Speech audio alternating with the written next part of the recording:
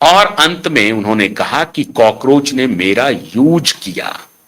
आज फिर पूरा देश ठगा हुआ महसूस कर रहा है। जिस प्रकार से केजरीवाल ने अन्ना को यूज किया और थ्रो कर दिया, ठीक उसी प्रकार से इन कॉकरोचों ने वांगचुक को यूज किया, थ्रो कर दिया। और यह पूरा लेफ्ट इकोसिस्टम, वो बोरा अभी डफली ले लेकर के हर जगह जा रही है।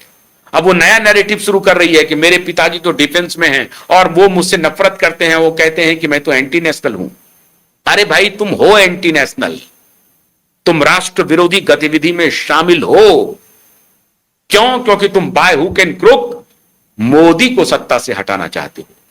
अगर तुम डेमोक्रेटिक होते, देश प्रेमी होते, तो तुम कहते कि नहीं, इस देश की जनता ने मोदी को सेलेक्ट किया है, इलेक्ट किया है, मोदी चुने हुए प्रधानमंत्री हैं।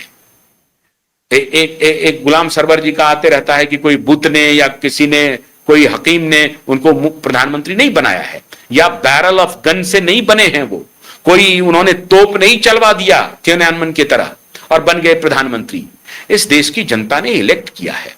अगर आपको यह भावना रहती तो उसका आप प्रकटीकरण करते और बोलने में इतनी कम से कम गहराई रखते और कहते कि नहीं, डेमोक्रेटिकली इलेक्टेड गवर्नमेंट का विरोध डेमोक्रेटिकली ही करना चाहिए। ठीक है, इलेक्शन के बाद उनको आकर के सारी गलत काम करने के लिए मैंडेट नहीं मिला है, तो आप विरोध भी कर सकते हैं, लेकिन विचारधारा से आजादी, इससे आजादी, ठीक है, विचारधारा की लड़ाई आप लड़ते रहिए, लेकिन उसमें जितने कुकृत्य हुए वहां पे, उसकी आपने आलोचना नहीं की।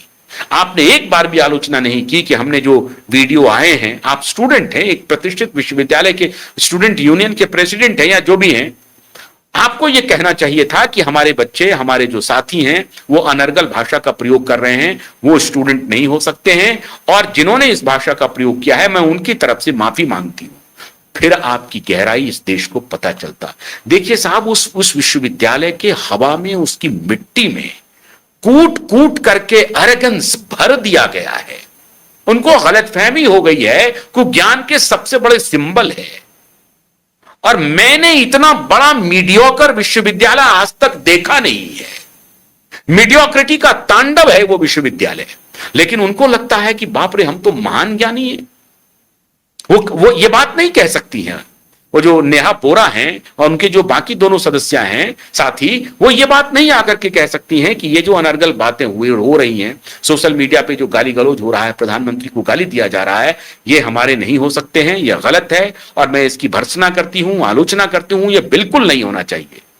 और अगर कोई करेगा तो हमसे उनका नाम नहीं। एक बार भी ये लड़का जो है, ये लोफर, मैं लोफर कह रहा हूं, पूरी जिम्मेदारी के साथ कह रहा हूं, लोफर, अभी इनको देखिए, अब इनका डर आ रहा है सामने में। इन्होंने ट्वीट करके कहा है कि मेरे घर का वीडियो यूट्यूबर्स ने फैला दिया है। क्यों?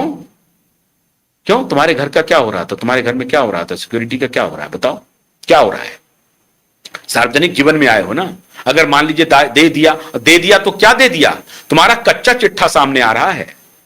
9,000 स्क्वायर फीट के घर में तुम रहते हो, 9,000 स्क्वायर फीट के घर में कच्चा चिट्ठा आ रहा है। 1 लाख रेंट देते हो कि 10 लाख रेंट देते हो, जीके में रह रहे हो, तुम्हारी अय्यासी का सारा सबूत आ रहा है, करते कुछ नहीं हो, कंप्लीटली ये हो, क्या कहते हैं, बेरोजगार हो, कोई काम नहीं है तुम्हारे पास, तो इतने पैसे कहां से आ रहे हैं? लोग तो पूछेंगे ना।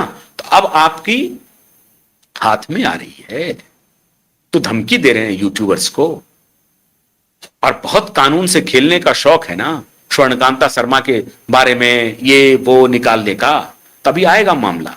सारी खुफिया एजेंसी के पास इन लोगों की सारी रिपोर्ट जा चुकी है मित्रों। इन धूर्तों की, इन मक्कारों की, इन झूठों की एक एक लिस्ट तैयार हो चुकी है कि किस प्रकार के साथ से इसने देश के साथ छल किया। स्टूडेंट के मुद्दे को उठा करके, मासूम बच्चों के मुद्दों को उठा करके इन्होंने अपनी रोटी से की, अपना मार्केट तैयार किया। और अब जब लोग पूछ रहे हैं इनसे कि राजनीतिक पार्टी बनाओगे, तुम तो पार्टी बनाए, बोला नहीं, हम प्रेशर ग्रुप हैं। अरे प्रेशर ग्रुप कबूल करो कि केजरीवाल का फंड आया, केजरीवाल का पैसा लगा, केजरीवाल ही नहीं, भीम आर्मी का पैसा लगा, फिर बाहर से किस किसने सपोर्ट किया, लाखों रुपयों की बिरयानी वहां बंटती रही, किसने दिया? और यह नहीं चलेगा।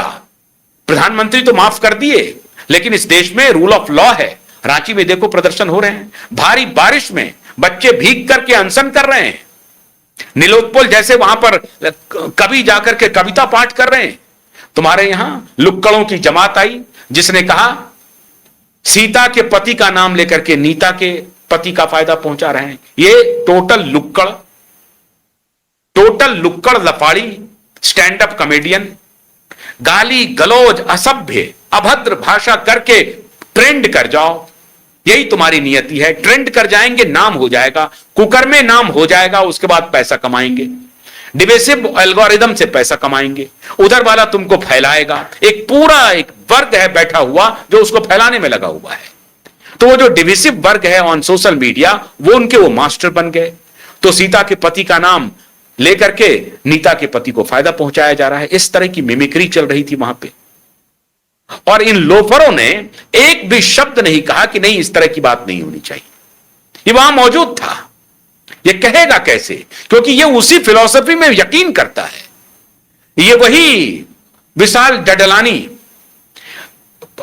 2 कौड़ी के गाने होते हैं इसके, 2 कौड़ी के। ये फिल्म में आजकल तो हिमेश रेशमिया ने भी दावा किया कि मेरा 100 गाना सुपर हिट बना। तब ये हो गए हैं साहब, रवि हो गए हैं म्यूजिक डायरेक्टर, रविचंद्र शर्मा हो गए हैं, नौशाद हो गए हैं, ओपी नैयर साहब हो गए हैं। ये जो डडलानी वगैरह है ना, ये ओपी नैयर हैं, ये ओपी नैयर हैं। और इनके साथ जो लिखने वाले लेखक हो गए हैं आजकल, जो लिरिसिस्ट हैं, वो शकील बदायनी हैं, मजरू सुल्तानपुरी है, साहिर लुधियानवी हैं। इतने बड़े बड़े शायर हैं साहब। असल में ये दौर ही 2 कौड़ियों लोगों का है। ये 2 कौड़ी वाले जो हैं, they are enjoying at the helm of the affairs. जितने मीडियोकर हैं, जितने 3rd ग्रेड के लोग हैं, वो एंजॉय कर रहे हैं। ये दौर ही वही चल रहा है। हर जगह देखेंगे, टेलीविजन में वही हालत है, फिल्मों में वही हालत है, पॉलिटिक्स में वही हालत है। हर जगह 3rd ग्रेड के लोग आगे बढ़ रहे हैं, आगे जा रहे हैं। लोग भी, जेनरेशन भी वही तैयार कर रहे हैं। लेकिन नहीं, रांची के आंदोलन से एक आशा की किरण है, ऐसी बात नहीं है। वो ठीक है, वो जेनजी नहीं है, जेनजी से एक कदम पीछे है, जेनेक्स में ही उसको मान लीजिए। लेकिन जेनजी और जेन अल्फा, जिसका रूप विभत्स रूप यहां पर ब्रॉथल हाउस से लड़कियों को बुलाया गया इस जगह पे, और ये लफाड़ी, ये गुंडे एक शब्द नहीं बोला, एक शब्द नहीं। मैं पूरी संसदीय भाषा का इस्तेमाल करते हुए कह रहा हूं कि ये लफाड़ी हैं, ये गुंडे हैं, ये लुच्चे थे जिन्होंने स्टूडेंट एजुकेशन के नाम पर इस देश को भरमाने की कोशिश की।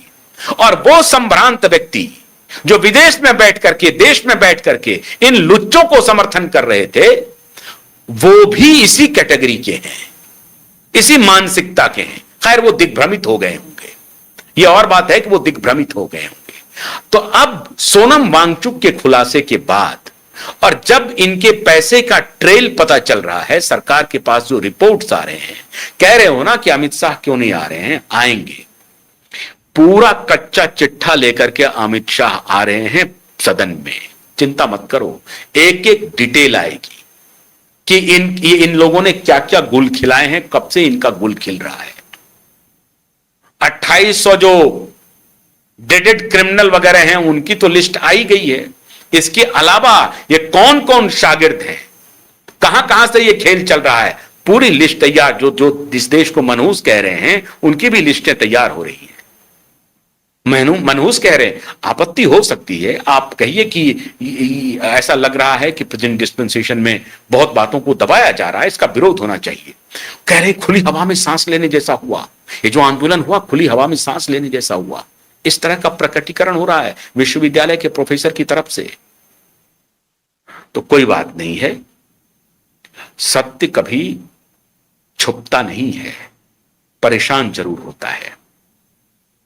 सरकार से गलतियां हो रही थी, उस रेफरेंस में जो आंदोलन सही स्टूडेंट के आंदोलन थे वो बिल्कुल जायज था, आगे भी होगा, हमारा समर्थन उसे रहेगा, किसी की भी सरकार हो।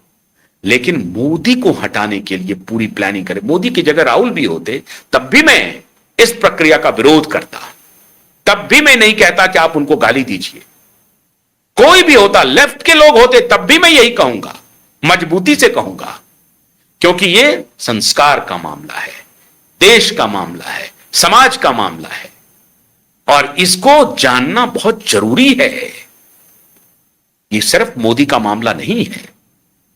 इस तरह का अगर समाज आप बनाना चाहते हैं, इस तरह के चरित्र का निर्माण करना चाहते हैं तो यह आपको मुबारक हो। लेकिन अब सरकार का एक्शन शुरू हुआ है और बहुत जल्द ये सभी कटघरे में होंगे। बहुत बहुत शुक्रिया। नमस्कार।